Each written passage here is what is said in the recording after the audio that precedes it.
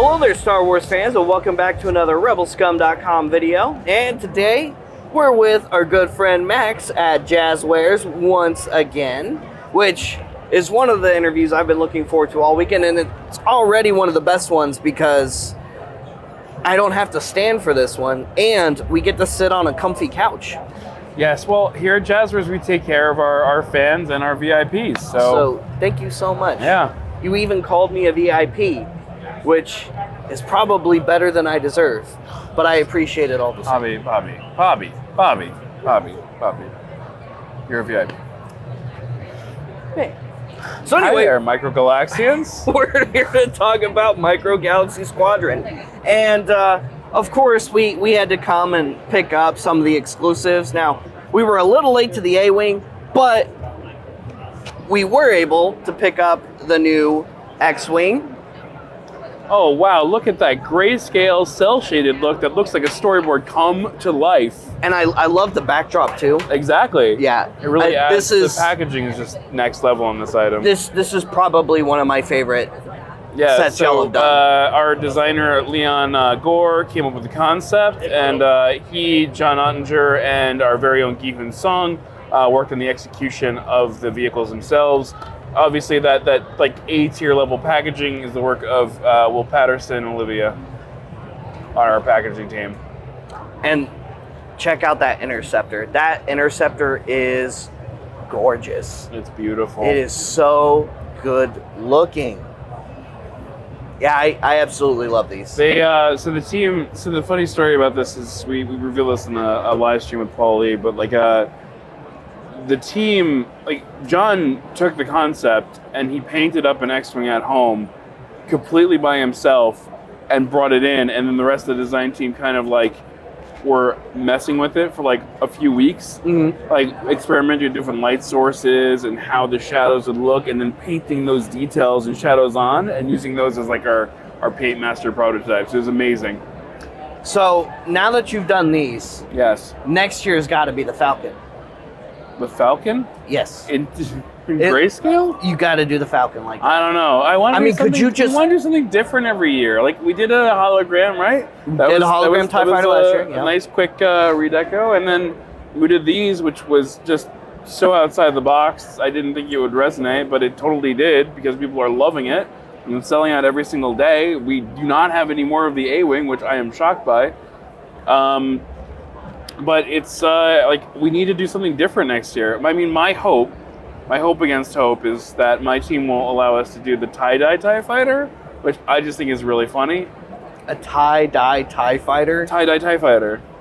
How fun is it to say? Tie-dye TIE Fighter? It is fun to say. And I mean, I'm like kind of picturing it too, like all the different like swirly colors just like in weird different spots on it.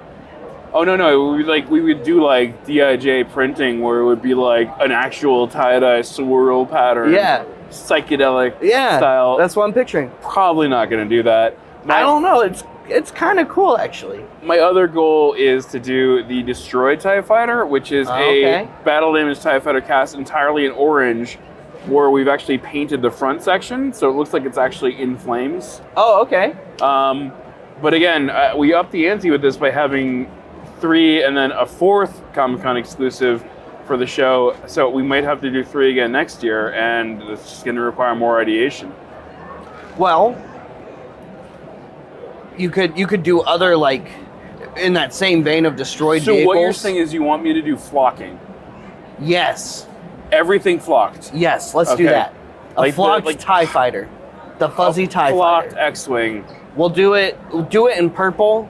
And we can call it the Grimace TIE Fighter. Oh no, we can just do like crushed velvet look and like. Oh yeah. Like you put like a little gold chain around it too. Okay.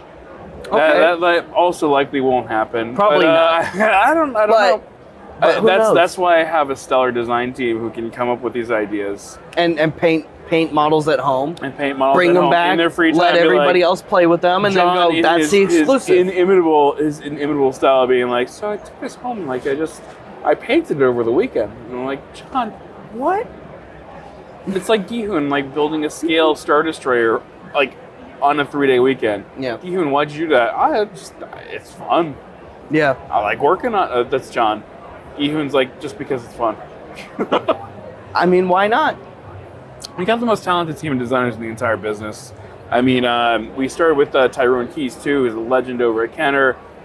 Drew the Beast Wars eye for Transformers Beast Wars, and just the rest of the team has just been.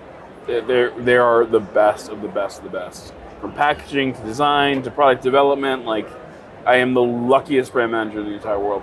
So, how does it feel to have seen Micro Galaxy Squadron grow so rapidly since it started? Because Micro Galaxy Squadron has only been officially at launch for just a little over a year now. And we've done 130 unique vehicles. What the heck? Already. Yeah, it's humbling because the fan reaction has been spectacular. I mean, the fan reaction from kids to adults, from collectors to just people who think they look cool on shelf, like coming out to me at these various shows and just saying how much the line means to them. It's stunning. It makes me feel really good. It's obviously the highlight of my entire career. I mean, I've been with this from pitch to conception to like execution, and like it's easily the thing I'm most proud of my entire career. So, a couple of questions specifically talking about the line. Yes. What would you say is your favorite ship that you guys have done so far? The Munilis 10 gunship from the Tartakovsky Clone Wars series from 2003. The fact that we were able to get that into the line, that like we go with analytics and we go with like Lucasfilm's recommendation, we go with all of that. That was my gimme. Like that was my bucket list item to put in the line. We got in Series 3.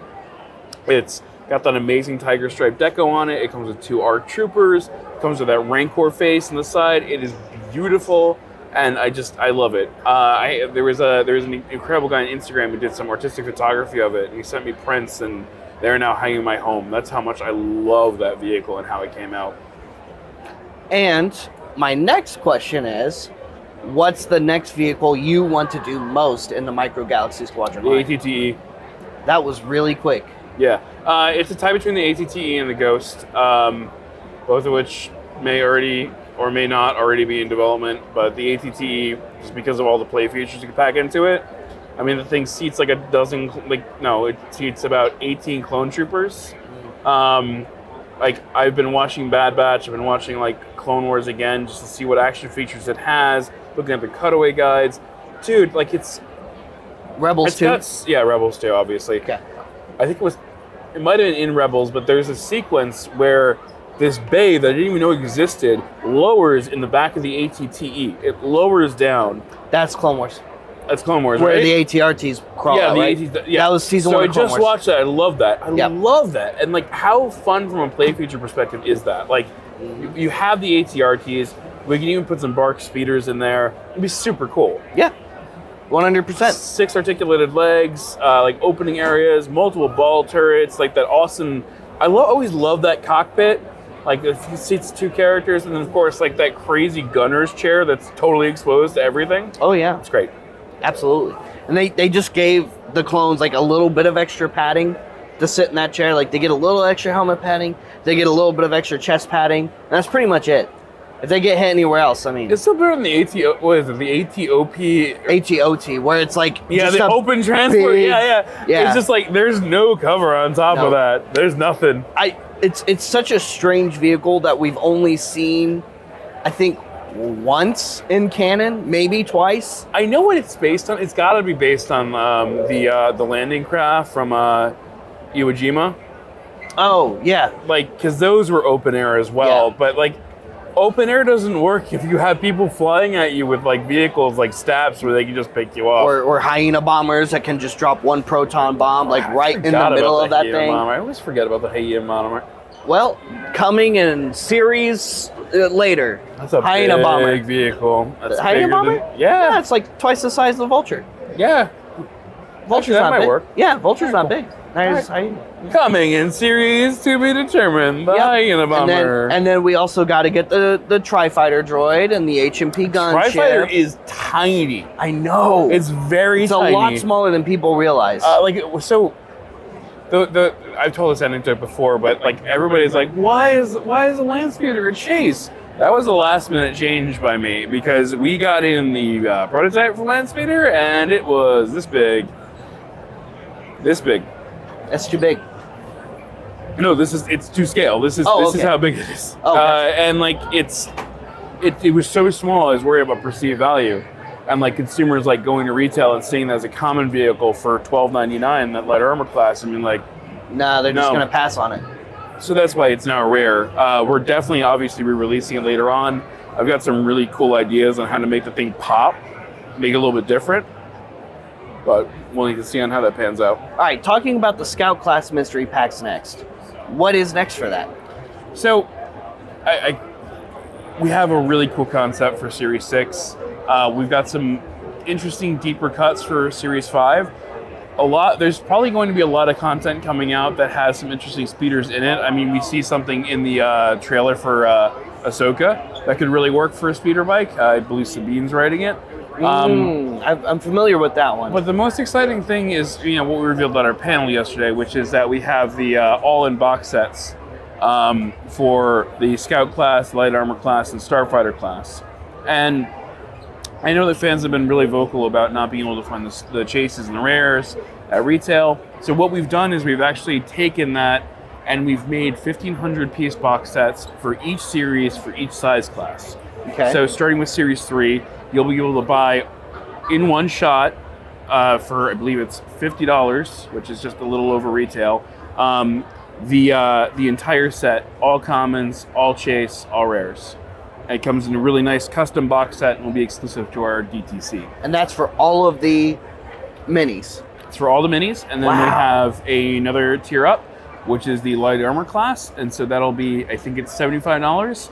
All of those will be on their retail packaging blister cards, but in pristine condition in their own awesome custom box that features artwork from the entire the card backs.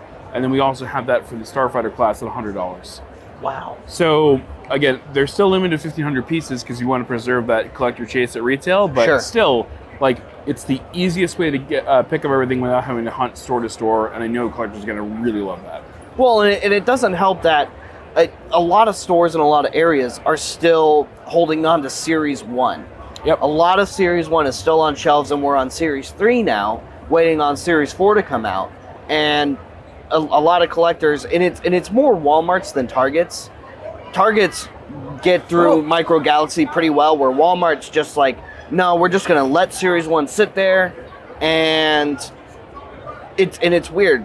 You go to a Target, and there's like a few ships of the Scout class and so on and so forth, like a reasonable amount. You go to Walmart and it's just this huge section, and there's just tons of troop transports, Falcons, Slave Ones, and Asajj fighters. Walmart, you'll be seeing over the next few months that we're working on a extensive cleanup program with them, where we are removing Wave 1 product and replacing it with new product.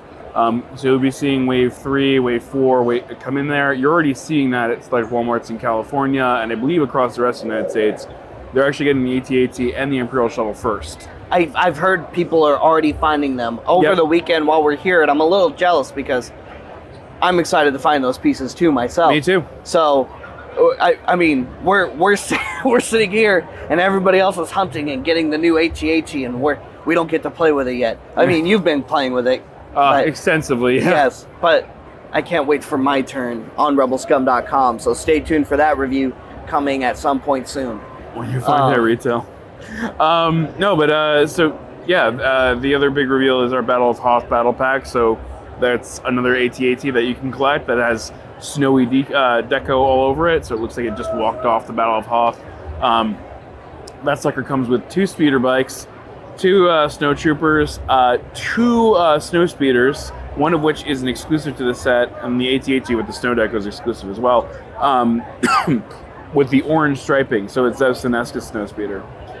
So you can recreate pretty much the entire epic battle between that AT-AT and those 2 snowspeeders. And when does that go up? That goes up in the fall holiday time frame on our Jazwares Vault platform. And that's also when you'll be able to pick up the all-in box sets on Jazwares Vault. Wonderful. And speaking of that, when we were talking about the Legends mystery boxes, it's really nice that you're re-releasing those sets all in one for the collectors who miss them, especially for that issue we talked about moments ago where Walmart, for example, is just holding on to Series 1, and a lot of collectors are just waiting on those next series to come out because they went to those Walmarts, they picked up everything Series 1 had to offer, and a bunch of other collectors too. It's just, I guess Walmart got a little bit extra excited about it and just ordered a lot more. Well, I mean, it's what happens. It's a new line. You need to know how it's going to do. You need to know like what the volume is that you can support for it. And it's also something that you can help grow over time as well. So it's really not the fault of the retailer. It's just that's how many they felt they could order, and that's how many they felt they could sell. They've now scaled back a little bit. But again, once the line continues to perform, then we can eke those numbers back up, especially as we expand our consumer base by including more play features, including more kid-focused play features as well, really broaden the line. So collector's been fantastic, don't get me wrong, but we also really want to capture that kid market as well. So that's what we're working towards for 24 and beyond. And that's really exciting to hear. Really exciting to hear. Max, thank you so much for your time with us this weekend. We're excited about all the new reveals. And stay tuned for more Micro Galaxy Squadron reviews here on Rebelscum.com. Make sure you like and subscribe, follow us on social media, and check out Collector's Oracle because who knows, something new might be coming to that real soon. So you may want to sign up for Collector's Oracle, especially since it's already free for you anyway. So there's no reason not to. We'll see you guys later. We'll see you another time. May the Force be with all of you. You Rebel Scum.